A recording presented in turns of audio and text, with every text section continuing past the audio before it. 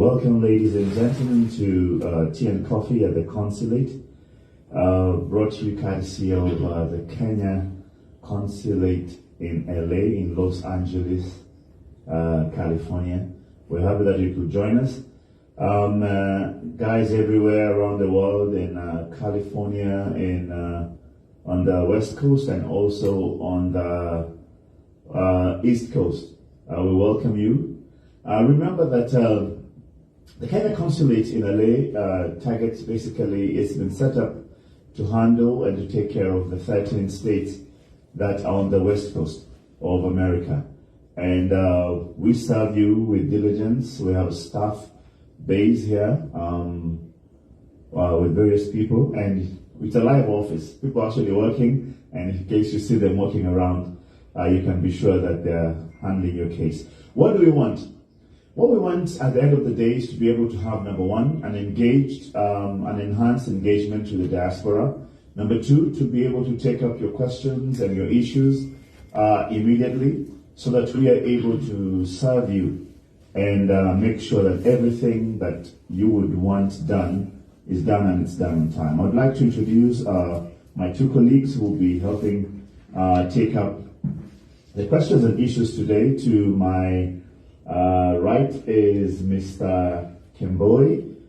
He's our Consular for Trade. We have a couple of questions on trade. And on my left is Gerald, who's our Consular for Immigration. We have quite a bit of questions on immigration. Let me just allow them 2 minutes to just say something. And for everybody out there, just in case there's anything that you want us to improve, there's always next time. Remember, we shall be doing this every last Friday of every month. We encourage you to send your email and your questions to ask@kenyaconsulatela.com, and we shall be able to take up your questions. I'll allow my two colleagues to be able to speak, and then we shall also introduce the rest of the office. We have quite a bit of people. Some of them are handling your issues, some of them are handling the phone, some of them on email, making sure that all your questions are well answered, and then there is us who are right here. So let me begin with either of them. Well, Amjambo wananchi, kwa majina naitwa Robert. I'm dealing with the consular political and trade issues. In consulate, we have a lot of information about trade, which if you have any issue on trade, please reach us. I don't want to enrich you with a lot of stories, since this is our first day and our first event. Just to overview of what we do in consulate is to make sure that we have products, Kenyan products in USA, and that has been done through 3 frameworks. One is AGOA. Secondly is a generalized system of repatriation program, and thirdly is most favored nation, which is under WTO. And under the current government manifesto on October, these frameworks provide some of the products or areas of specialization, like agriculture, digital, trade, issues of environment and climate change, and micro, small, and medium enterprises. These are some of the issues we are still negotiating with the government of USA, so that you can access this market. Our role here is to make sure that you have a conducive environment to do your business in USA. Thank you. Thank you very much. Gerald? Thank you very much, Balozi. Wakenya popote mlipo, hamjambo. It's a really fine afternoon, this fine afternoon here in LA.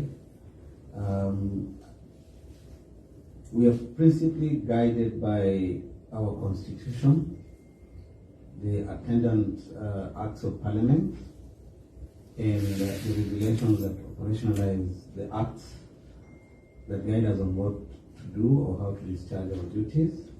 We are also guided by international charters to which we as a country are signatories. So there's a variety of services that we do offer here at the consulate, and I believe in the course of this interaction, we shall be shedding more light on what those are as we answer your questions and make any announcements. Thank you very much.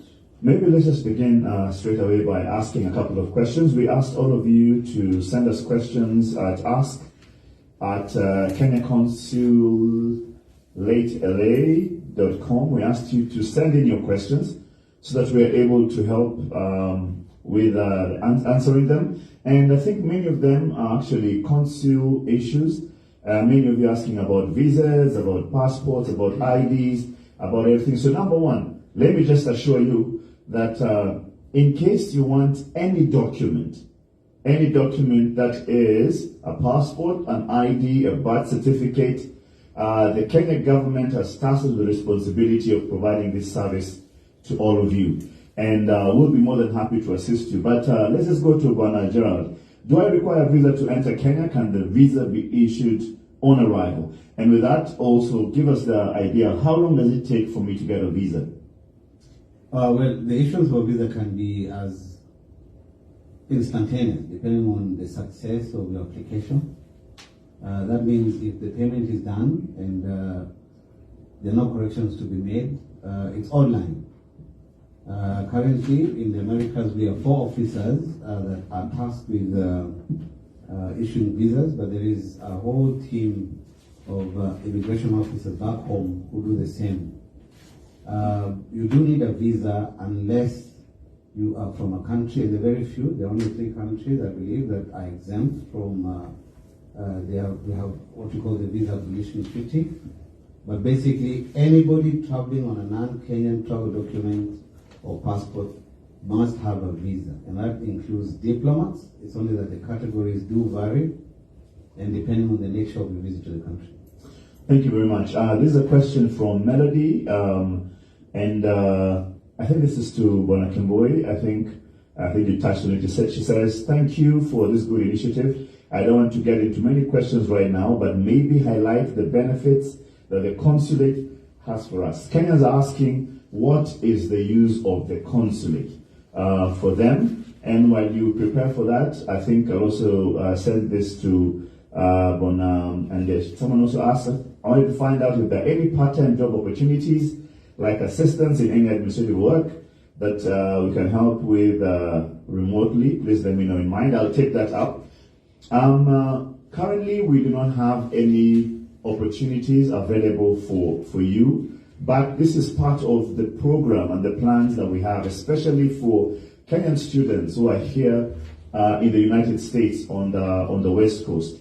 And plans are underway to ensure that we are able to also negotiate and provide an environment where young people can be able to learn, and also maybe in turn at any of these Fortune 500 companies or some of the big corporates that we have. Bwana Kimboi, what opportunities are trade and others? Thank you so much, Balozi. So far, we have various opportunities for the benefits of this council.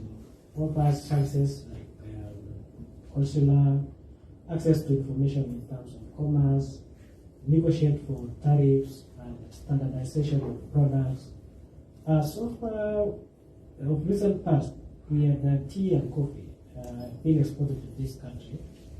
But of late, 1 year post COVID-19, the nuts, macadamia, the dry nuts, have surpassed the tea and coffee in terms of exports. So there's a lot of agricultural products that can be exported to this country, and those tariffs are being negotiated in terms of standardizations, in terms of what should be exported to this country. All right, wonderful. To Bwana Gerald, this is from Njambi, and Njambi asks, hello, the new generation passports come effective in November. How can Kenyans in the diaspora apply? That's number 1. And number 2, she asks, dual citizenship application. I submitted my application in 2020 and I'm still waiting, no updates or estimates. That I'll take part of that question. And then Finally, I'm requesting timely communication and follow up on any of the issues. Ladies and gentlemen, I have given you my personal email address, which is ask@thekenyaconsulate.la.com. Send us any email you may have or any issues you may have with service delivery. And if it's a HR issue, we'll be able to sort it out for you. If it's a system issue, we should be able to also communicate and let you know. Gerald, maybe take it up on the issue of the next generation. I know an instruction was issued about the 30th, and there's a rush to actually get those passports. Yes, thank you very much, Mr. Balozi. The deadline announcement still stands. When it comes to how Kenyans can apply for passports in the diaspora, it's determined differently depending on the jurisdiction. But for the consulate here, or at the consulate here, we have a very simple set of procedural rules on what needs to be done. But everything else is standard. I mean, the prerequisite or prescribed forms that you have to fill, the other requirements are all the same. It doesn't really matter which country you're in, but for us, we will insist on you having your original birth certificate and a copy of the same. It is best if you lost your passport to have a police incident report, an affidavit to demonstrate that, and also a personal statement explaining the circumstances under which you might have lost the passport. Now, we at the consulate currently are doing facial biometric capture. So anybody who has any doubts, I believe so far we've processed since September close to 600 or slightly above 600 passports. And those of you who have been here will testify to that. We still have a few sticky issues of people who did not either meet the threshold or have delayed in making correction. But by the way, and as you speak about that, there's also this issue of us having passports that are not being collected. I think we had a case a few minutes ago. Somebody called, we called them back, and we actually sent it to them. And I think sometimes people can maybe by mistake put wrong addresses on it, or maybe a name. I think we have a case whereby the name which they presented is not the name which is on the official documents. Maybe you can just speak to that. I will. Indeed, we do have, we have roughly about 30 or so uncollected passports. There are actually about over 30 uncollected passports. Now, one of the most frequently asked questions, even before the applicants come to the consulate, is how long will it take and how will I get my passport? Now, we advise on the collection or mailing or dispatch of the passports when we are dealing with you or when we are attending to you when you come, because it's an in-person service. And the reason for this is we want an updated either mailing address, an updated email through which we will be able to reach you, or a number that we can reach you at. So what is happening is, for whatever reason, not all of us are that. We have a few incidents or cases of people being slightly dishonest, just to put it plainly.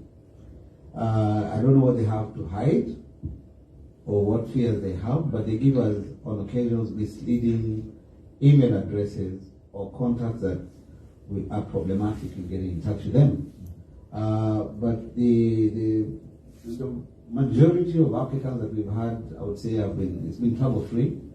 And we've only had, I think, one case, I have to admit, of mismailing a passport, and whoever received it was kind enough. It was purely a human error thing. We haven't had any issues, so to speak,